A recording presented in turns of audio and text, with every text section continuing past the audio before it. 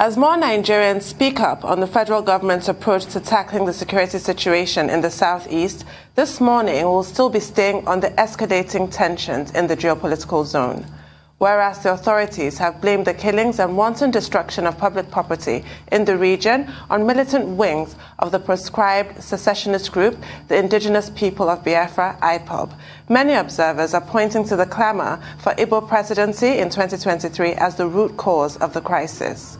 But while the element of criminality cannot be ruled out, what is not in doubt is that the politics of imbalance, perceived marginalization, and rising poverty and unemployment have all combined in making indigents of the Southeast feel like outcasts in their own country. As we speak, residents of the zone are crying out over indiscriminate killings and arrests of their relatives by the security forces deployed in the region. All these raise the question as to if the approach being used by the federal government and its security agencies is the right one. To address this and a lot more, we'll be joined on the show now from our Abuja studio by the immediate past secretary to the state government of Imo State, Honorable Uche Onyeagocha. Good morning, Honorable. Welcome to the program. Good morning. Good morning, Honorable Onyeagocha. Thank you for joining us. Well, two things stood out in Tundun's introduction.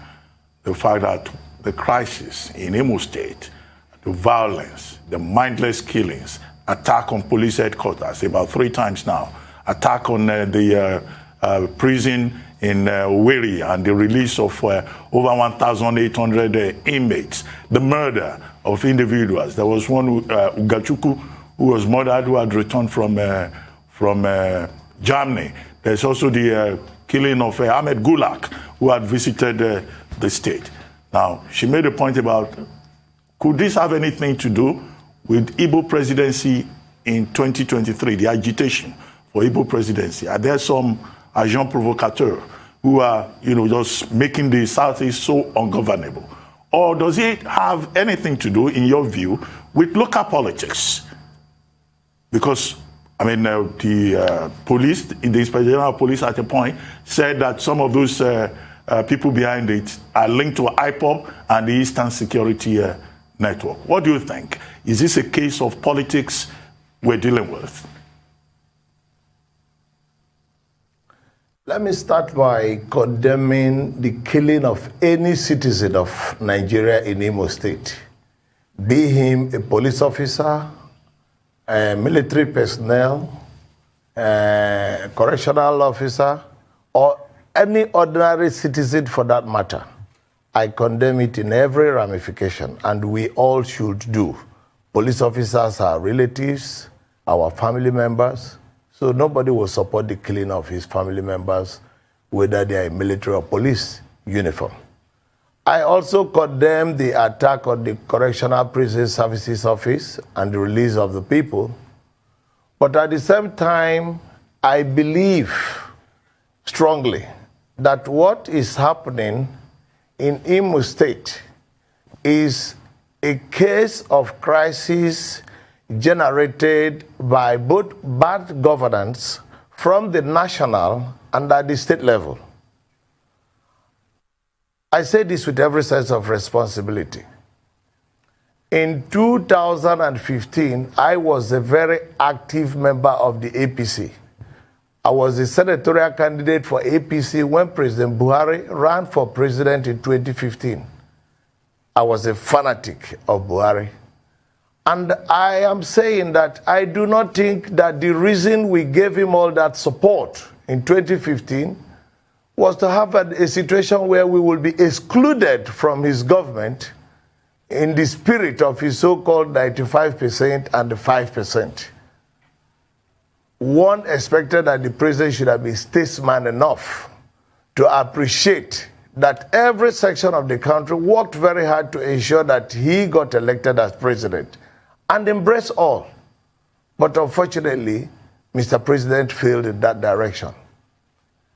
I was also a member of the Action Congress and Action Congress of Nigeria. I traveled across the length and breadth of this country with Lai Mohammed when we campaigned against PDP vigorously. We risked our lives, And today, when I listen to Lai Mohammed, he is sounding like the ministers of information under the PDP administration who we criticized. So the whole situation you find happening in Imo State is a failure of leadership at the national level and a failure of leadership at the state level. Whether we like it or not, there is a total breakdown of leadership in Imo State. We must learn to consult. We must learn to speak to the people. There is so much injustice in the land. There is so much poverty. There are agitations for self-determination. And there is a deliberate decision to refuse to respect rule of law in Nigeria, both at the state and at the federal level. A combination of all of this is what has brought Imo State to the sorry state we have found it today. I'd like to take you back a little bit for a moment here. You mentioned a sense of exclusion. Now, that sense of exclusion is often referred to, but for the benefit of our viewers who have heard this reference but are not actually sure of concrete examples, I'd like you to explore that. And that reference that you also made about the 95% and the 5%, I imagine is a reference to that infamous quote from President Buhari saying that he will serve those who voted for him a lot more than those who did not. That was in the 2015 elections. But in the 2019 elections, he did make considerable inroads into the Southeast and actually doubled the number of votes from the 2015 elections, even with Peter Obi on the ballot of PDP. And yet, the Southeast remains underserved. I'd like you to give concrete examples of what that looks like to you. Well, on a very simple and straightforward analysis, you can see the first citizen in the country is Mr. President. The number 2 is the Vice President. The number 3 is the Senate President. Number 4 is the Speaker. Number 5 is the CJN. None of this is an Igbo man. Now, you go to the other level. In which area has Mr. President ever bothered to try to show inclusiveness in his government? These are what has fueled the agitation for self-determination. Now, on the other hand, the APC, of which I was a member up till the time I left, had promised restructuring, has promised that they will deal with all these issues. But suddenly, they don't have the courage to even discuss it. What is the difficulty in getting people to sit down and discuss it? What does it take for Mr. President to go down to Enugu and have a meeting with genuine Igbo leaders? I believe that part of the way forward is that we must begin to talk to one another as equals. There is this arrogance in government for people to think, well, because you're holding the power today, you can afford to bully anybody. But power is transient. Tomorrow, it's no longer be in your control. Each time I argue for people to sit down and talk, a lot of people quarrel with it. But let me ask you, is there any way the Buhari government can be as powerful as the United States government? But today, the US government is discussing with the Taliban. The Taliban has killed more US soldiers than you can talk about. Yet the US is still talking with the Taliban. If the US can speak with the Taliban, the Nigerian government, led by President Buhari, must come down and discuss with the people. Senator Hope Uzodinma must stop threatening, come down and discuss with the people. President Buhari, Yar'Adua did it. President Obasanjo did it. When they had challenges of this nature coming from the Niger Delta militants, they came down from the high horse as presidents of Nigeria and moved in to invite the genuine leaders who had access to these people and started speaking with them. And at the end of the day, they were able to achieve reasonable peace to allow them space to govern the people. If you listen to the news regularly, you will notice the opinion being expressed by Senator Wamako of Sokoto State, where he was lambasting and lampooning southeastern leaders. And what is his quarrel? That a truck that lost control in Akwata Junction killed standbys and wounded many. And the people, out of anger, set the truck with the cows inside them ablaze. Senator Wamako, without bothering to investigate, took it for granted that any truck carrying cows belonged to people from the north. Even when this particular truck belonged to Mr. Cosmos Chibuike of Umunachi in Dunukofia local government area of Anambra State, Wamako was seeing it as a reason why Igbo people should be abused and castigated, and he started assaulting every leader. Even when the cow and the truck belonged to an Igbo man, an Anambra man. I would therefore call for caution, because that is the only way to go. Let no group or let no people take it for granted that they can bully any other person to total submission. It is not as simple as we think. The Nigerian Constitution, and I'm sure so many people have never bothered to read through it, recognizes the right to self-determination. Anybody who has doubt about it should go and read the African Charter on People's and Humans' Rights, which has been domesticated in Nigeria as part of the law of Nigeria. And having been so domesticated, it applies here whole and entire. That law was inherited from the United Nations Charter and adopted by the African Union, adopted as part of the Constitution of the Federal Republic of Nigeria. So there is a lot of ignorance pervading our system. And I think we have not noted the fact that our laws have not been substantially explored for the purpose of people's right to agitate for whatever is of concern to them. I mean, thank you so much, Honorable, for the voice of reason, much needed. And thank you for that clarity, because when we have tension in the air, it's always a peak period for fake news. And thank you for that clarity as regards, that truck getting burnt. And we now know better as regards that. But I want to talk about the locality of this problem. A lot of people will ask, why Imo? I'll ask, does this have anything to do with the Supreme Court judgments? Because this same Imo state under Emeka Ihedioha was peaceful. Every part was in peace and harmony.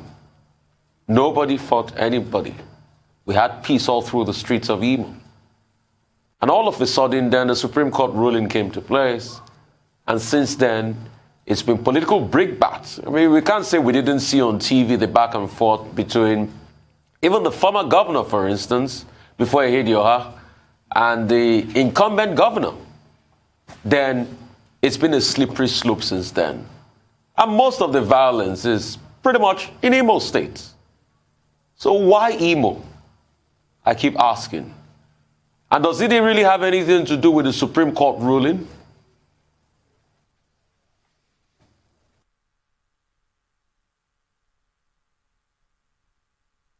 Did you hear me, sir? Okay, you couldn't hear me. If you can... Okay, I'm just asking. I say, why Imo? Does this happening in Imo have anything to do with the Supreme Court ruling? A lot have argued that under Ihedioha, things moved smoothly. But all of a sudden, the Supreme Court ruling and Imo has gone, turned into a war zone. Why Imo? Is there local politics at play here? Okay, I think we'll go on a quick break. We'll come back.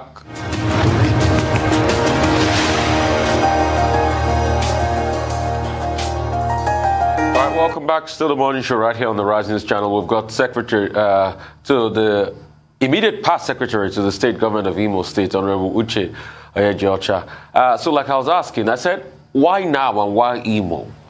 Does it have anything to do with the local politics? Does it have anything to do with the Supreme Court ruling? A lot of people have argued that under Onyeagocha, everything went smoothly. We didn't have any fight. It was peaceful. I mean, a lot of people will go on vacation in Imo. But all of a sudden, the Supreme Court ruling and everything has gone through this slippery slope. Imo is in an abyss now that a lot of people pray to get out of quickly. Is there anything about this local politics that we don't know? Well, I have answered you already. I say it's a combination of all the factors you have mentioned, plus exclusion at the center. I mean, expatiate on it. What do you mean combination of all the factors? Break it down for me. That's quite nebulous, sir. Well, there's nothing to break down. I say it's a case of injustice. Injustice that people are reacting to. I do not know which particular one of them that is leading to the agitation, but I know the people have been angry and they have been protesting for a long time. If you notice, the pensioners have been protesting since we left office. The workers have been protesting. There have been loads and loads of protests. And when a lot of these peaceful protests are quelled violently or without proper response, people may react in other ways that may not be civil. Who are the we? When you say since we left office, who are the we here? Which administration are we talking of? No, well, I say since the Onyeagocha administration was kicked out by the Supreme Court, there have been several protests by several groups in the state. Pensioners, workers, and members of the civil society in all hues and cries. Well, see, let's rephrase the question this way. Now, the governor, Opus Odimma, has been on record saying that certain elements within the ruling APC, the All Progressives Congress, are behind the spate of insecurity in the state.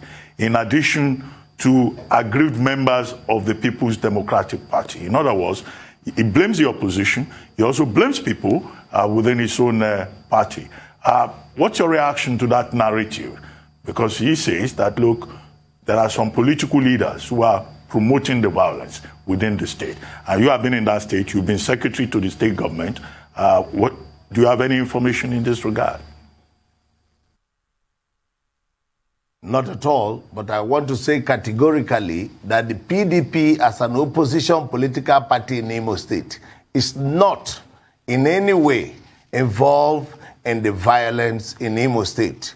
Rather, you may say that, for example, the case of Gulag, I have said without doubt that this is APC on APC violence. Because we know the history of how it all culminated. One, Gulag was sent to Imo State to come and conduct the governorship primaries.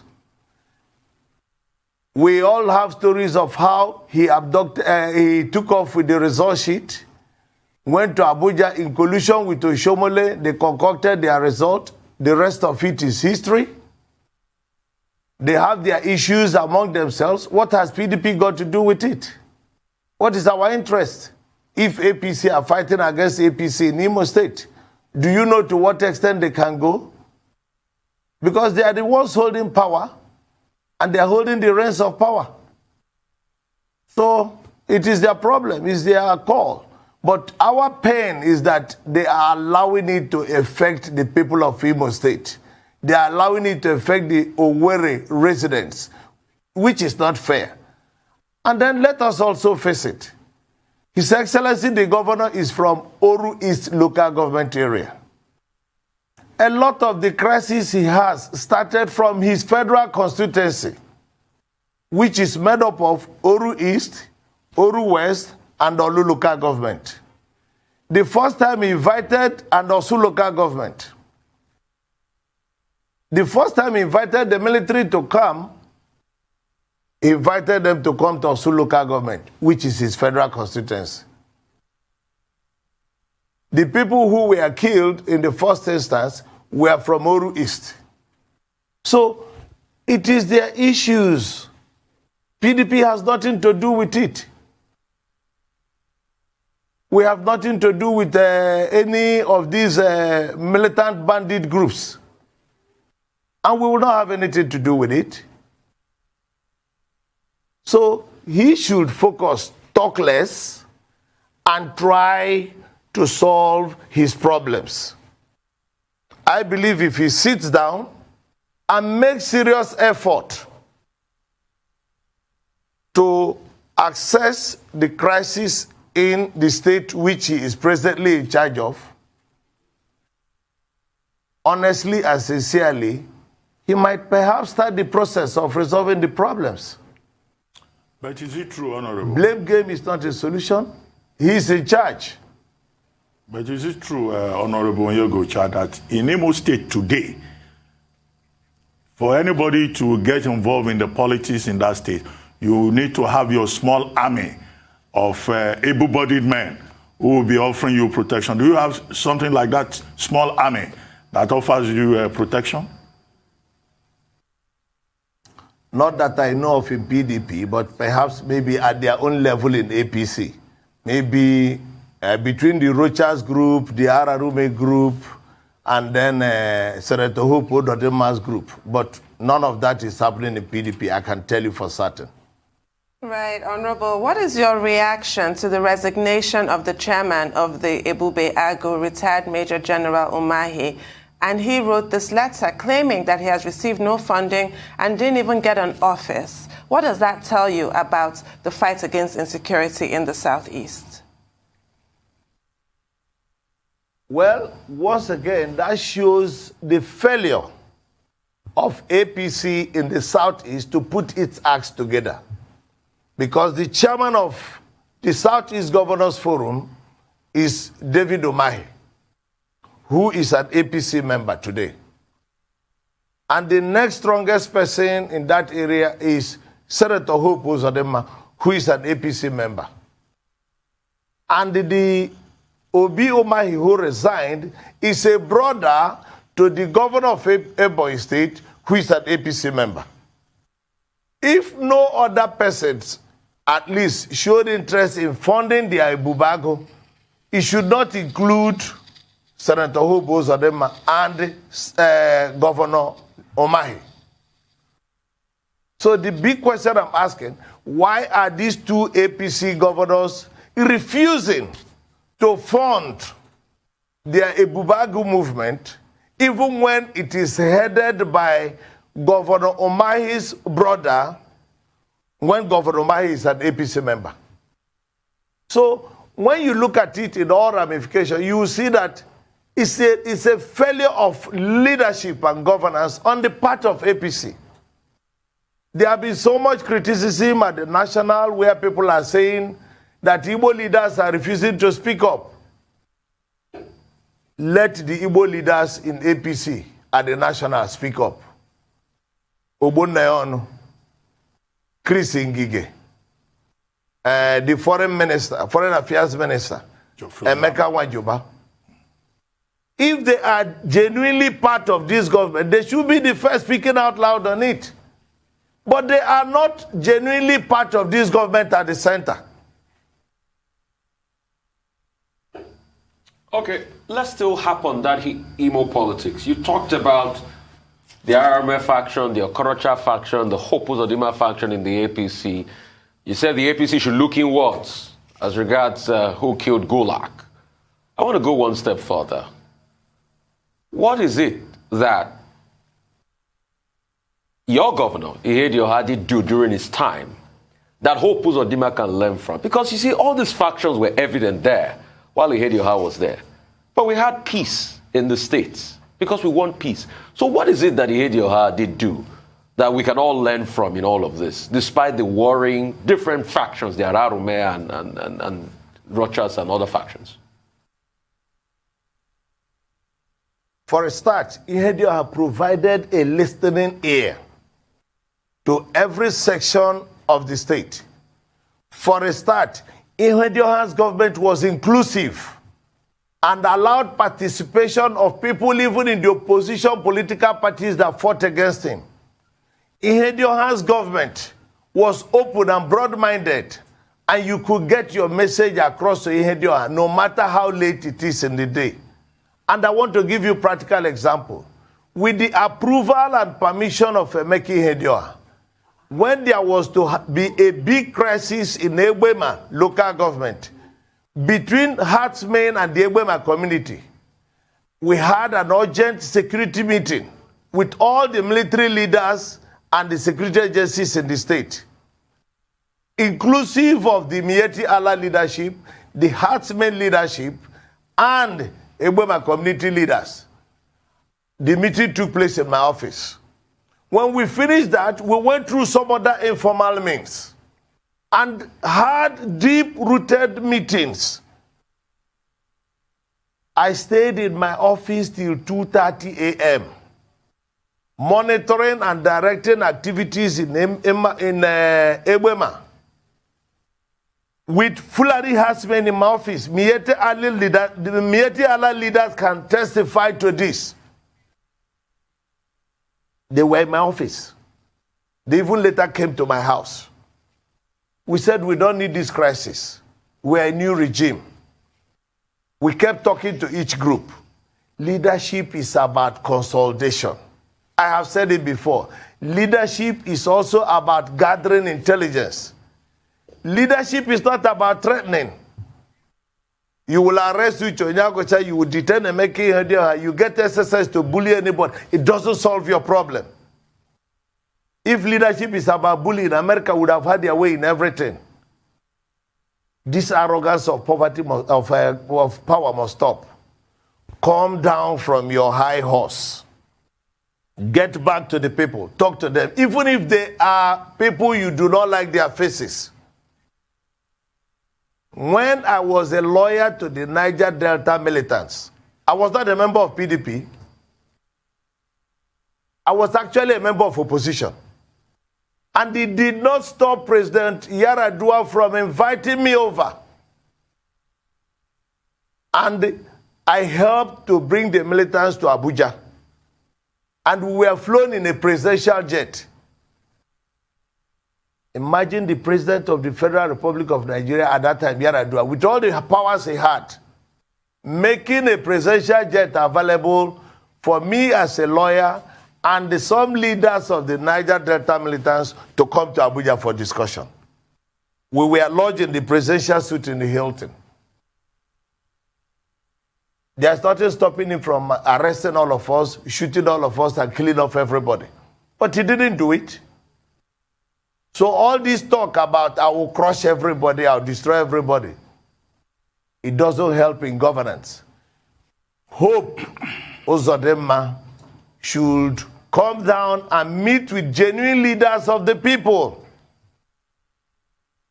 Mr. President Muhammad Buhari must come down and meet with the genuine leaders of the people and discuss the real issues.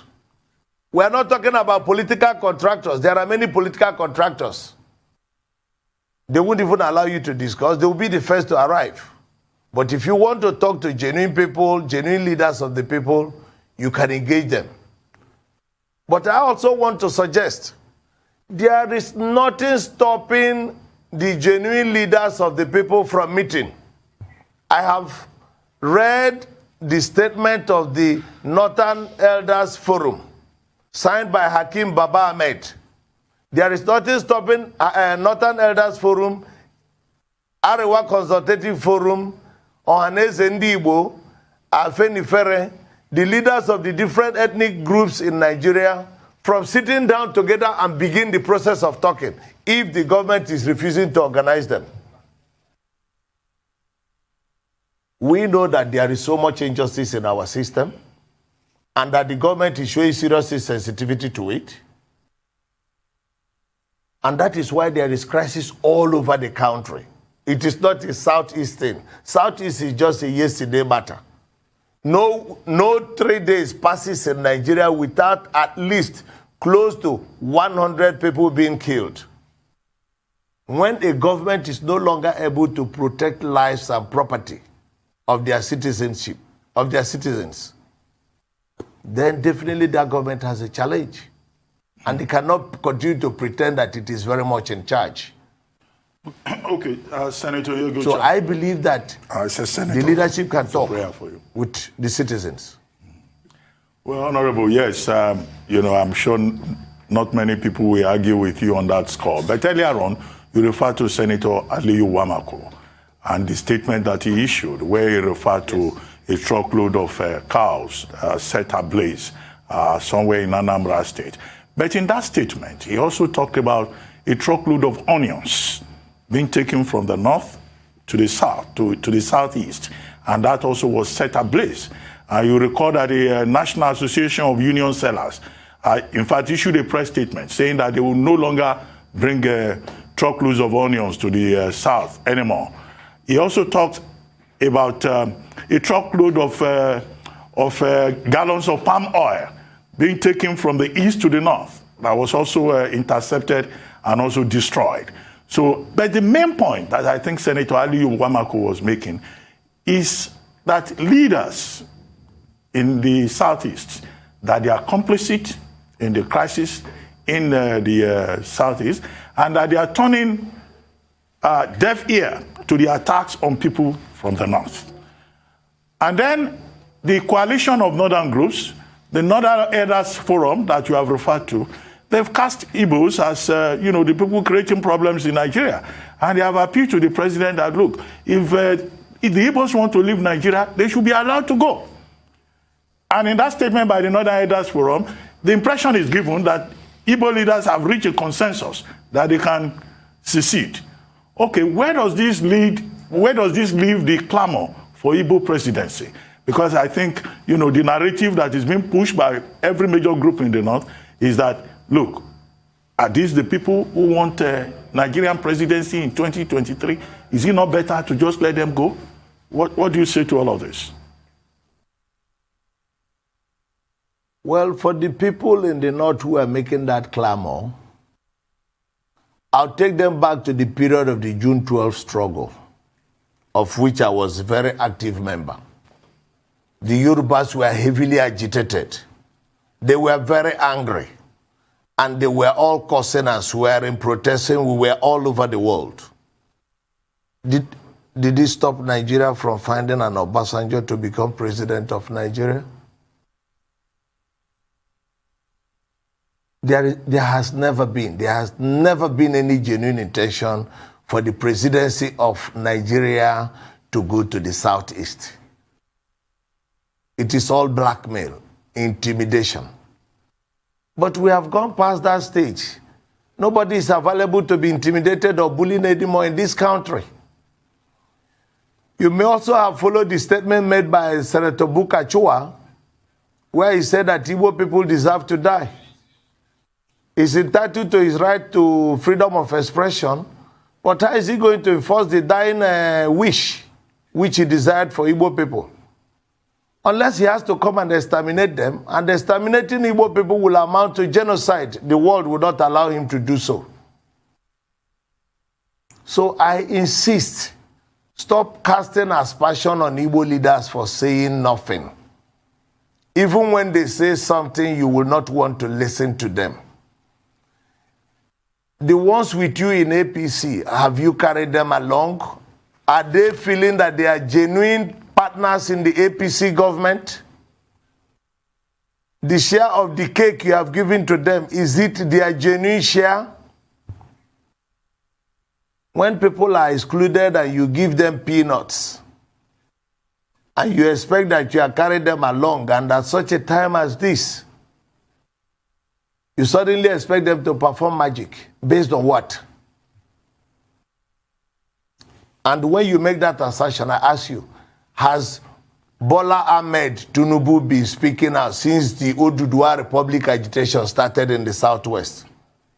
Why has Tinubu suddenly lost his voice? Who has been attacking Tinubu for refusing to express himself on the matter?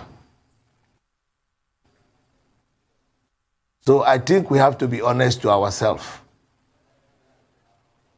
The attitude of the leadership of APC to the Igbo people in Nigeria, the exclusion attitude, the attitude of bullying and subjugation, is not acceptable to the Igbo people. And the Igbo people are reacting to it.